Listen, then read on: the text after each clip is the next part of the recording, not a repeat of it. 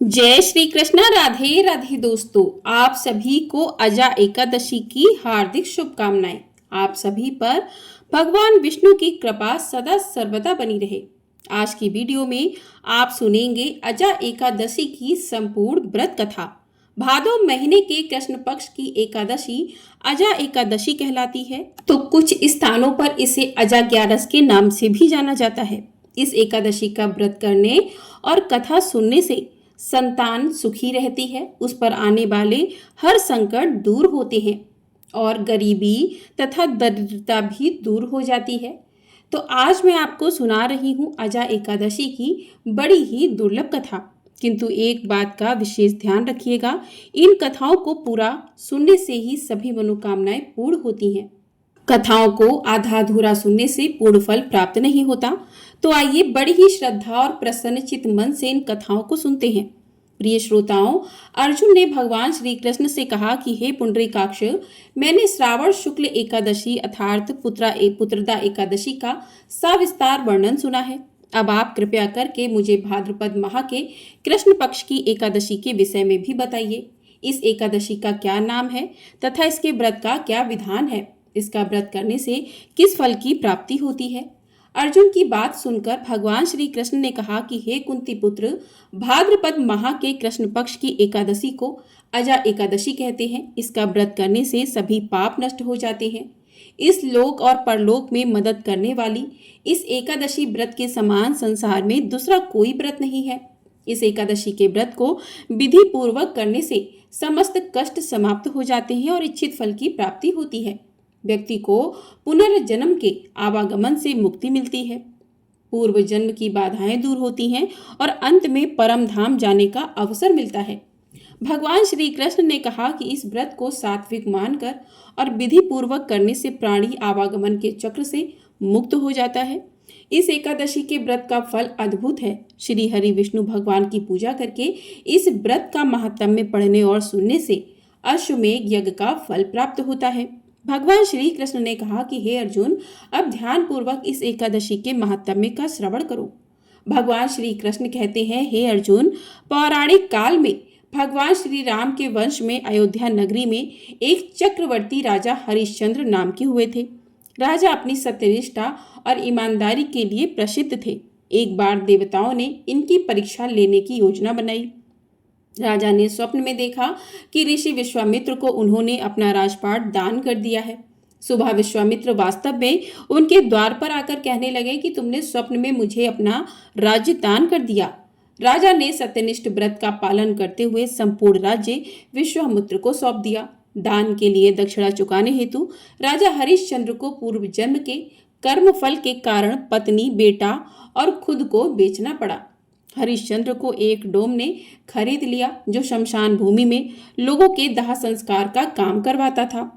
स्वयं वह एक चांडाल का दास बन गया। उसने उस चांडाल के यहाँ कफन लेने का काम किया, किंतु उसने इस आपत्ति के काम में भी सत्य का साथ नहीं छोड़ा। जब इसी प्रकार उसे कई वर्ष बीत गए तो उसे अपने इस नीच कर्म पर बड़ा ही दुख हुआ और वह इससे मुक्त होने का उपाय खोजने लगा। वह सदैव इसी चिंता में रहने लगा कि मैं क्या करूं, किस प्रकार इस नीच कर्म से मुक्ति पाऊं। एक बार की बात है कि वह इसी चिंता में बैठा हुआ था कि गौतम ऋषि उसके पास पहुंचे। हरिश्चंद्र ने उन्हें प्रणाम किया और अपनी दुख भरी कथा सुनाने लगे। राजा हरिश्चंद्र की दुख भरी कहानी सुनकर महर्षि गौतम भी अत्यंत दुखी हुए और उन्होंने राजा से कहा कि हे राजन, भादो मास के कृष्ण पक्ष की एकादशी का नाम अजा एकादशी है। तुम उस एकादशी का विधि पूर्वक व्रत करो और रात्रि को जागरण करो, इससे तुम्हारे सभी पाप नष्ट हो जाएंगे। महर्षि गौतम इतना कहकर वहां से चले गए। अजा नाम की एकादशी आने पर राजा हरिश्चंद्र ने महर्षि के कहे अनुसार विधि पूर्वक उपवास और रात्रि जागरण किया। इस व्रत के प्रभाव से राजा के सभी पाप नष्ट हो गए। उस समय स्वर्ग में नगाड़े बजने लगे तथा पुष्पों की वर्षा होने लगी। उन्होंने अपने सामने ब्रह्मा, विष्णु, महेश तथा देवेंद्र आदि देवताओं को खड़ा पाया। उन्होंने अपने मृतक पुत्र को जीवित तथा अपनी पत्नी को राजसी वस्त्र तथा आभूषणों से परिपूर्ण देखा। व्रत के प्रभाव से राजा को पुनः अपने राज्य की प्राप्ति हुई। वास्तव में एक ऋषि ने राजा की परीक्षा लेने के लिए यह सब कौतुकीय था, परंतु अजा एकादशी के व्रत के प्रभाव से ऋषि द्वारा रची गई सारी माया समाप्त हो गई और अंत समय में हरिश्चंद्र अपने परिवार सहित स्वर्गलोक को गया। हे राजन, यह सब अजा एकादशी के व्रत का प्रभाव है। जो मनुष्य इस उपवास को विधि पूर्वक करते हैं तथा रात्रि जागरण करते हैं, उनके सभी पाप नष्ट हो जाते हैं और अंत में वे स्वर्ग को प्राप्त करते हैं। इस एकादशी व्रत की कथा के श्रवण मात्र से ही अश्वमेध यज्ञ के फल की प्राप्ति होती है। प्रेम से बोलिए भगवान विष्णु की जय।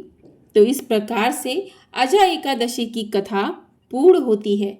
अब सुनते हैं ग्यारस माता की कथा। इस कथा के बिना व्रत अधूरा माना जाता है। तो एक बार की बात है कि एक राज्य में एक राजा रहा करता था। राजा बहुत ही बुद्धिमान और बलशाली था। वह सदैव अपनी प्रजा का बहुत ही अच्छे से ध्यान रखता था। प्रजा भी अपने राजा को बहुत पसंद करती थी। राजा की 2 बेटियां थीं। राजा अपनी दोनों बेटियों से बहुत ही प्रेम किया करता था। राजा की दोनों बेटियां बहुत ही सुंदर थीं, लेकिन राजा की छोटी बेटी देखने में अधिक सुंदर और धार्मिक प्रवृत्ति की थी। वह 12 ग्यारस माता की पूजा और 12 मास ग्यारस माता की पूजा और व्रत किया करती थी। सभी लोग राजा की छोटी बेटी से बहुत प्रेम करते थे और खूब प्रशंसा भी किया करते थे।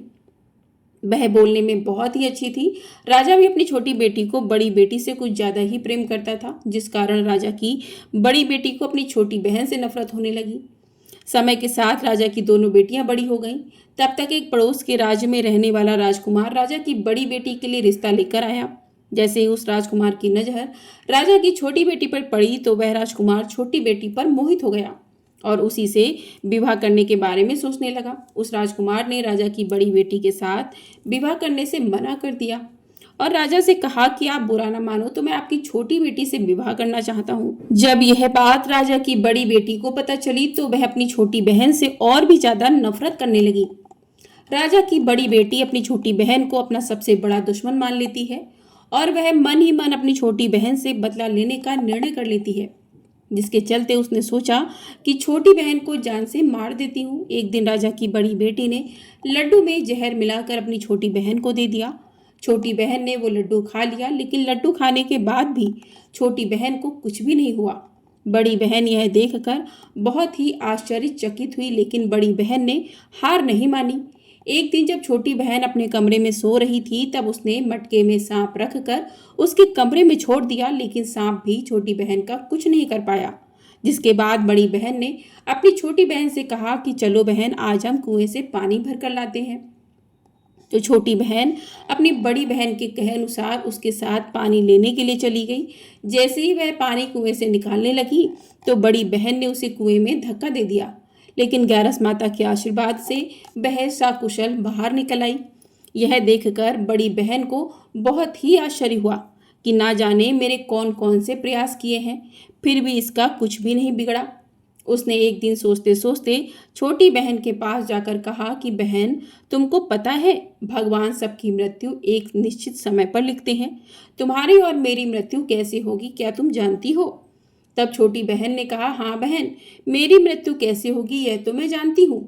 छोटी बहन से यह सुनकर बड़ी बहन को बहुत ही संतुष्टि हुई और वह सोचने लगी कि इस बार मैं इसे जरूर मार दूंगी।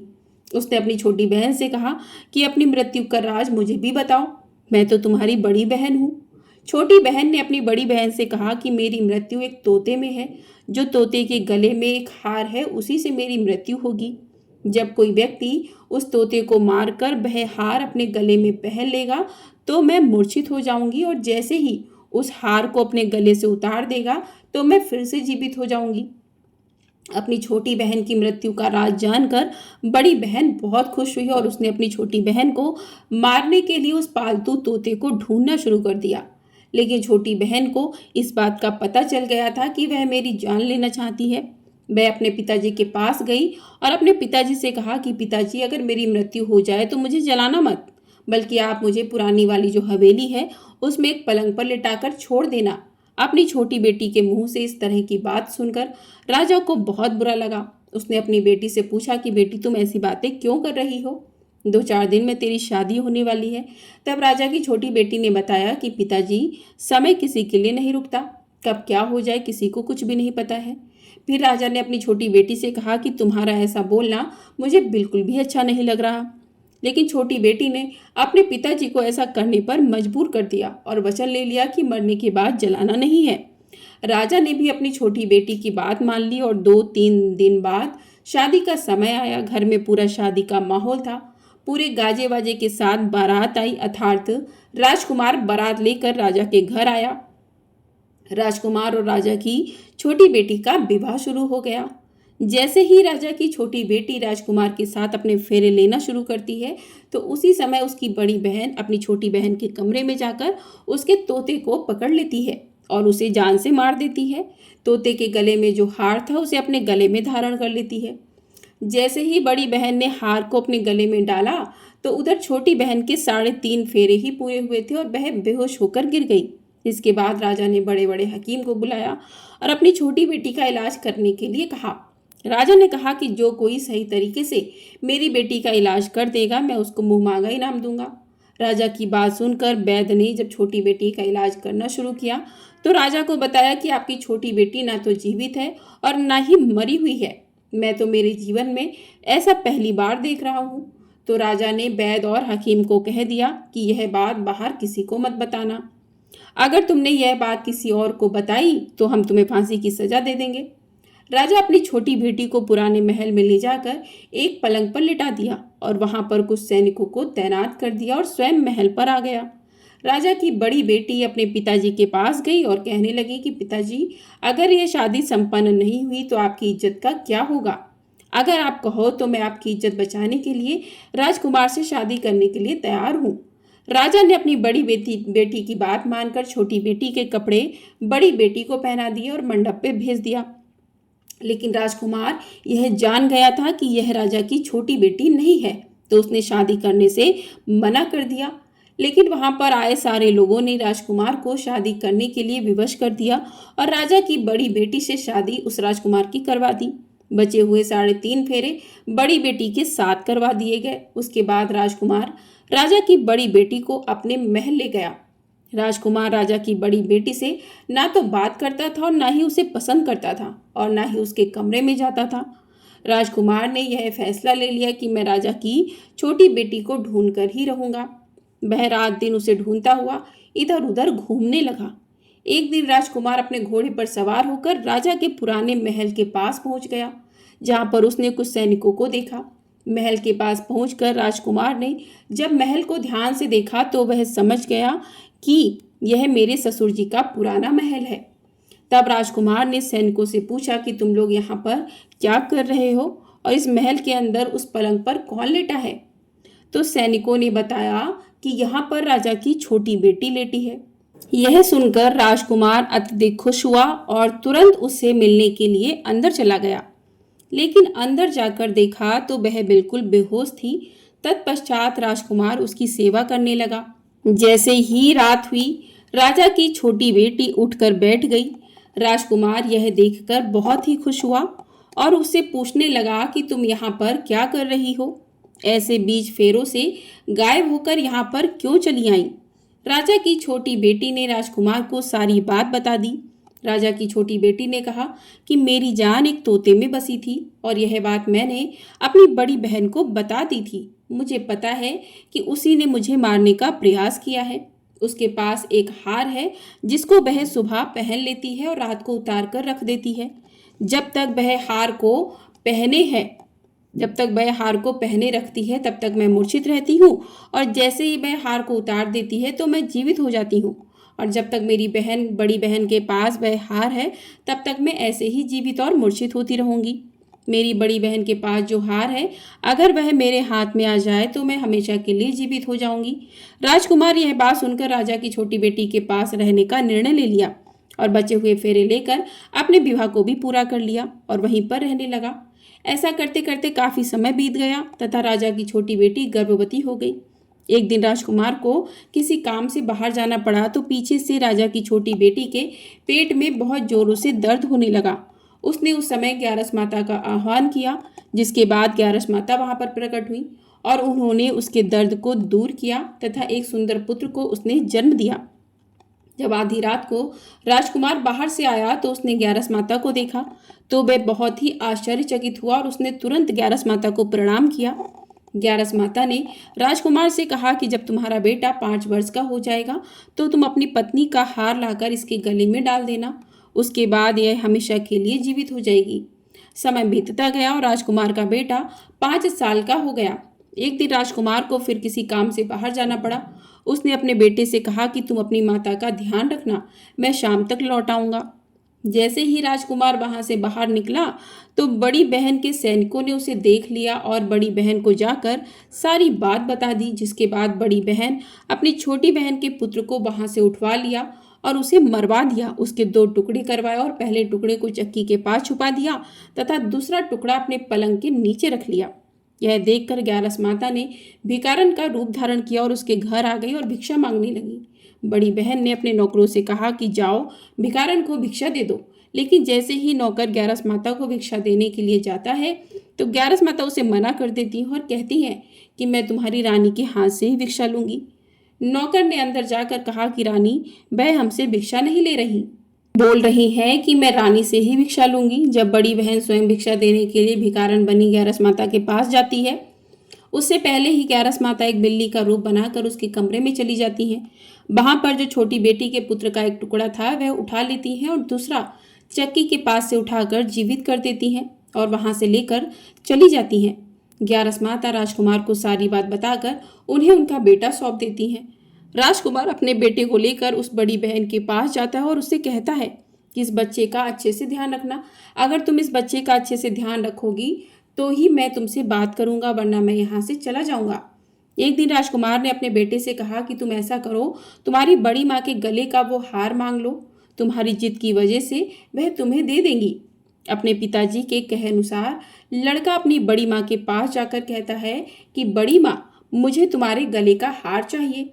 यह सुनकर उसकी माँ को पहले तो बहुत गुस्सा आता है, पर उसको याद आता है कि राजकुमार ने कहा है कि अगर मैं इस बच्चे का अच्छे से ध्यान रखूंगी तो ही वह मुझसे बात करेंगे। वह सोचती है कि छोटी बहन अब तक तो मर गई होगी, उसे जला भी दिया गया होगा, अब कौन सी जिंदा होने वाली है। यही सोचकर वह हार को अपने गले से निकालकर उस बच्चे को दे देती है। वह बच्चा उस हार को ले जाकर अपने पिताजी को दे देता है। राजकुमार अपने बेटे और उस हार को लेकर वहां से चला जाता है और जाते हुए कहकर जाता है कि तुम हमारे लिए खाना बनाकर तैयार रखना, मैं शाम को आकर तुम्हारे साथ ही खाना खाऊंगा। यह कहकर अपने बेटे को लेकर वहां से सीधा राजा के पास जाता है और राजा को सारी बात बता देता है। राजा अपनी बड़ी बेटी की यह करतूत सुनकर बहुत ही क्रोधित होते हैं और अपनी परवरिश को दोष देने लगते हैं। राजा राजकुमार को अपनी छोटी बेटी के लिए साथ रहने का आदेश देते हैं। राजकुमार वह हार लेकर छोटी रानी के पास जाता है और उसके गले में वह हार डाल देता है, जिससे वह जीवित हो जाती है और दोनों बहुत ही खुश होते हैं। राजकुमार अपने बेटे और पत्नी को लेकर अपने राज्य में चला जाता है। इस तरह ग्यारस माता की कृपा से राजा की छोटी बेटी को अपने जीवन में आई तमाम मुसीबतों से छुटकारा मिल जाता है और वह सुखपूर्वक जीवन व्यतीत करने लगती है। एक बार प्रेम से बोलिए ग्यारस माता की जय, भगवान विष्णु की जय, माता लक्ष्मी की जय। तो इस प्रकार से अजा एकादशी की कथा साथ ही ग्यारस माता की कथा पूर्ण होती है। आपको वीडियो पसंद आई हो तो वीडियो को लाइक अवश्य कर दीजिएगा। चैनल पर नए हैं तो चैनल को सब्सक्राइब भी कर लीजिएगा। आपको हमारे चैनल पर इसी प्रकार से प्रदोष व्रत की कथा और भादों की अमावस्या कब है, भादों अमावस्या की कथा भी सुनाई जाएगी। साथ ही आपको हमारे चैनल पर सभी प्रकार के भादों मास की कथाएं सुनाई जा रही हैं, भादों मास के महात्म्य की कथाएं सुनाई जा रही हैं। तो यदि आपने उन कथाओं को नहीं सुना है तो आप लोग जाकर इन कथाओं को भी सुन सकते हैं। तो अजा एकादशी बहुत ही महत्वपूर्ण एकादशी होती है। अजा एकादशी का व्रत रखने से भक्तों की सभी मनोकामनाएं पूर्ण हो जाती हैं और भक्तों पर भगवान विष्णु की कृपा सदा सर्वदा बनी रहती है। इसी के साथ आज के इस वीडियो को करते हैं यहीं पर समाप्त। मिलते हैं अगली वीडियो में। अगर आप लोगों को वीडियो पसंद आई है तो वीडियो को लाइक कर दिया कीजिए। आपका एक लाइक हमारे लिए बहुत अधिक महत्वपूर्ण होता है और चैनल को सब्सक्राइब भी कर लीजिएगा। और वीडियो पसंद आई हो कमेंट बॉक्स में जय श्री कृष्णा, राधे राधे, भगवान विष्णु की और ग्यारस माता की जय भी अवश्य लिखिएगा। प्रेम से बोलिए राधे राधे। जय श्री कृष्ण। राधे राधे। भगवान विष्णु की जय।